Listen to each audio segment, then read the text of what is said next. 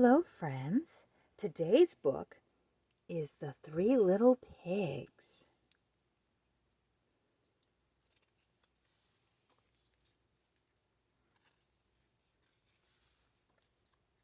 Once upon a time, there were three little pigs who lived in a cozy cottage on the hill.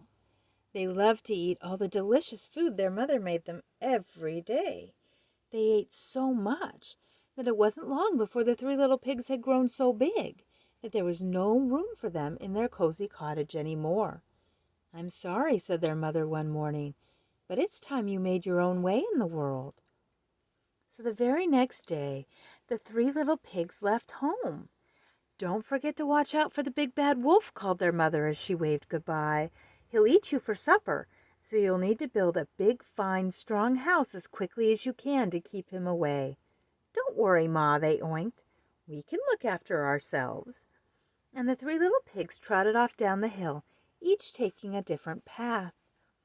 It wasn't long before the first little pig met a farmer pulling a cart filled with straw.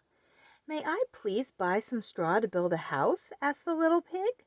"Of course," replied the farmer, "but a straw house won't be very strong." But the little pig didn't listen. Soon he was busy stacking the bundles of straw for his new house. In no time at all, the house of straw was finished, and the little pig went inside for a nap. He had just shut his eyes when there was a knock at the door. It was the big bad wolf, and he was hungry. Little pig, let me in," growled the wolf. "No way," cried the little pig, "not by the hair of my chinny chin chin." "Then I'll huff, and I'll puff, and I'll blow your house down," laughed the wolf. And that's just what he did. Huff, puff, whoosh. Meanwhile, the second little pig was walking along the road when he saw a woodcutter piling up sticks. "Please, may I buy some sticks?" he asked politely. "I want to build a house." "Of course," answered the woodcutter, "but a house made of sticks will soon fall down." But the second pig wasn't listening. He was much too busy planning his new stick home. Soon the house was finished. The little pig had just sat down to rest when there was a knock at the door. It was the big bad wolf. He was even hungrier now. Little pig, let me in," he growled. "No way, not by the hair of my chinny chin chin," cried the second little pig.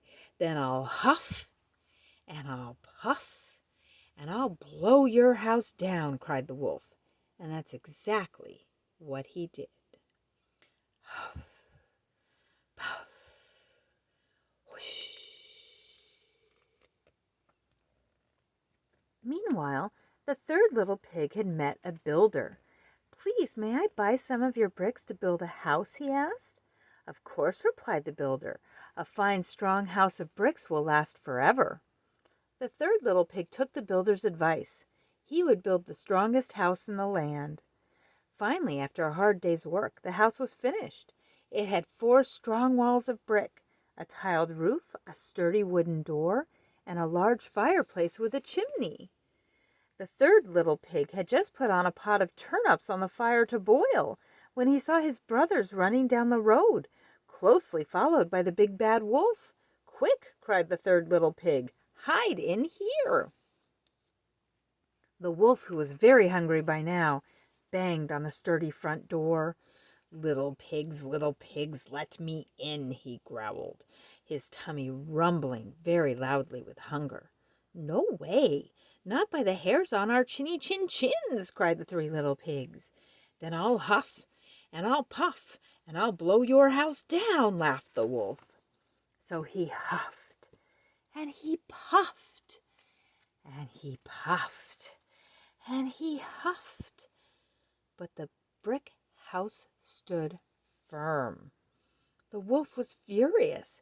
He climbed up onto the roof and shouted down the chimney, "If I can't blow your house down, I'll come down the chimney and gobble you all up."